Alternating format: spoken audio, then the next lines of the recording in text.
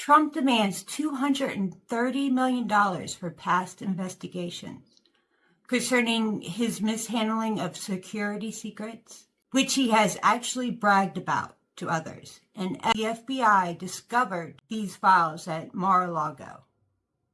Other allegations include January 6th and possible illegal involvement with Russia. If he was acquitted for these allegations, it would be one thing, but he wasn't. Once he became president, the DOJ stopped the investigations per his request. This DOJ has shown willingness to do whatever he asks. This alone is not how it should be. The DOJ has always been a separate entity, not beholden to the president, to prevent corruption just like this. The fact that this is one of many examples of how this administration misuses taxpayers' money is disgusting. Watch the following news report from CNN. Trump on the verge of essentially paying himself $230 million in taxpayer monies. All kinds of ethical questions are being raised after the president appeared to confirm a New York Times report that he's seeking damages from his own Justice Department over past investigations involving himself. Specifically, Robert Mueller's investigation into Russian election interference and the probe into the classified documents the FBI seized from Mar-a-Lago. CNN asked the president about that $230 million figure, and he says that it could be accurate, but he didn't know all the specifics. I don't know what the numbers are. I don't even talk to them about it. All I know is that they would owe me a lot of money, but I'm not looking for money. I'd give it to charity. Now, with the country, it's interesting because I'm the one that makes a decision, right? And, that decision would have to go across my desk. And it's awfully strange to make a decision where I'm paying myself.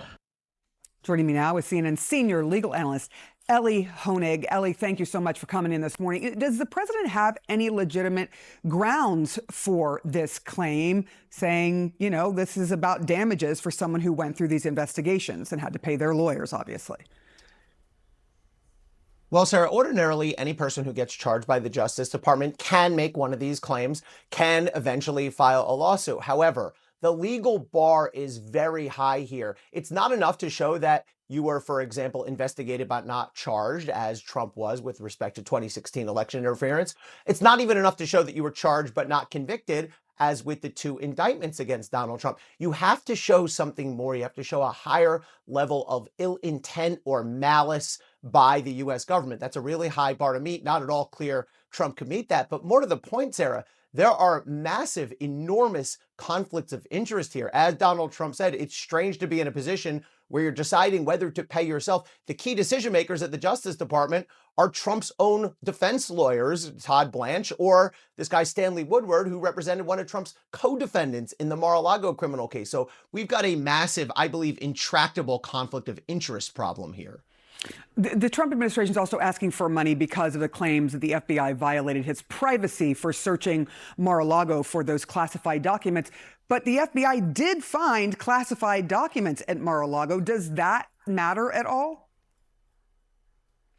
Oh, absolutely. And that's a perfect example of why it's really hard to win on these cases. I mean, Trump's got nothing on that aspect of his claim. First of all, that search of Mar-a-Lago was reviewed and authorized in advance by a federal judge. And second of all, the FBI and Justice Department found the evidence they were looking for. They said in their application, we're looking for classified documents.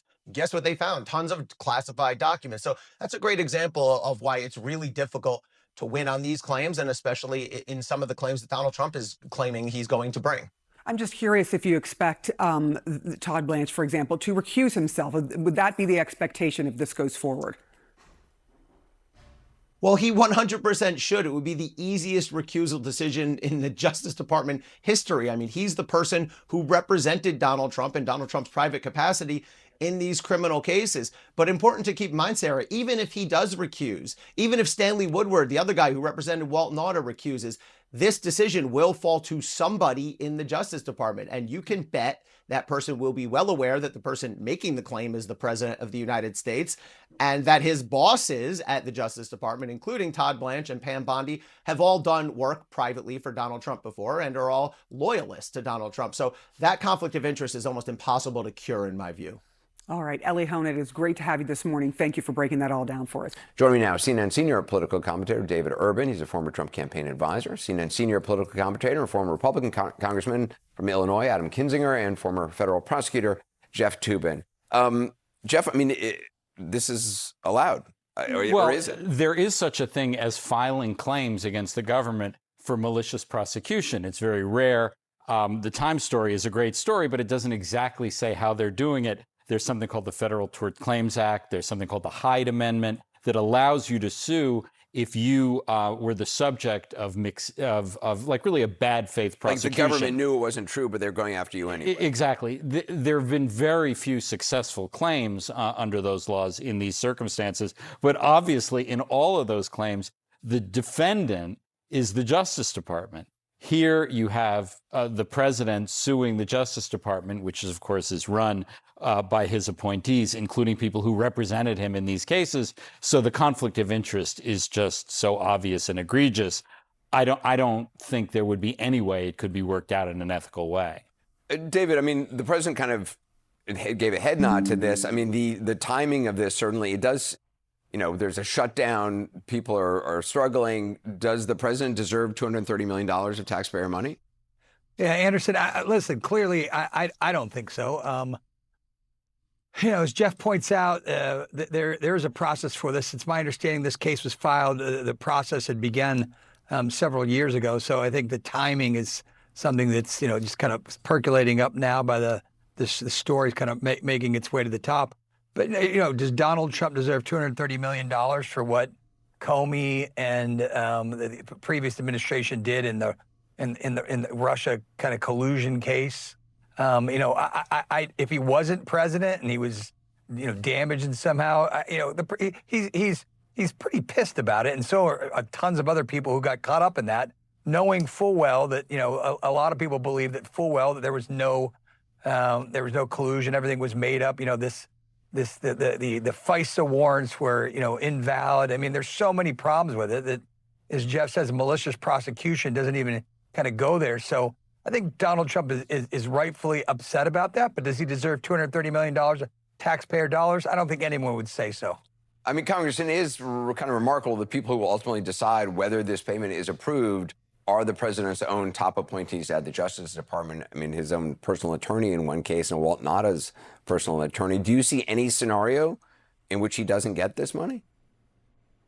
Well, I mean, if he makes a decision that he's going to give it up, then yeah, I guess that would be the case. If he does end up getting the money, I mean, my goodness. And here's the thing. If this ends up happening, and I think actually before this decision is made, every GOP member of Congress and the Senate has to be asked what they think about that. They have oversight into money. I mean, they're the ones that spend money. Ask what they think about that. They cannot be allowed to obfuscate. They just need to be clear. Yes, he deserves it, or no, he doesn't, like David was very clear about. And by the way, they've been out for 4 weeks. No town halls. They should have town halls. But yeah, I think if it happens, it's just going to be one of the things that adds to the story of the grift out of the White House. A $400 million jet that the taxpayers are going to pay upwards of $1 billion to upgrade, that Donald Trump takes with him. And it's owned by the Trump Library. That doesn't mean it hangs in the library. He still gets to fly through the library. I think the DOJ should be spending some time right now actually releasing the Epstein files, which Donald Trump could release right now if he chose, and less on this.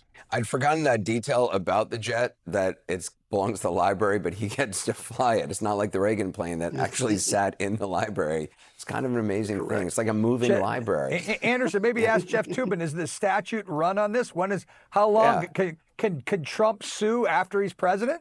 Well, it depends on what he's suing about. I mean, that's why this is all a little vague. I think for many federal claims, it's only a 2-year statute of limitations. So anything regarding the Mueller investigation, unless it was filed 2 years after the end of the Mueller investigation, it would be too late. But since we're talking about the legal aspects of this, there's a really sort of pernicious part of all this. Let's say there's some sort of settlement. The Justice Department pays Donald Trump $200 million, $100 million, $30 million. I don't think anyone can challenge that legally. Not like a third party, like for taxpayers. There's no such thing as taxpayer standing under the law. It has to be someone directly affected by the underlying conduct. And talk about an insider game here. So they could pay this money and be completely insulated from any legal challenge to it. Also, I mean, if all the reporting by the New York Times from back when he first ran is correct, his record on giving to charities was always somewhat checkered. Also, it was never said, quite what it seemed. Well, he always said, "I'm going to pay for my own campaign." He didn't really pay for his own campaign. He took lots of campaign contributions. A promise to give to charity is not something you can take to the bank, as it were. David Urban, Adam Kinzinger. Anderson, Go I'd ahead, say David, maybe he'll use it to pay down the debt. Maybe. All right.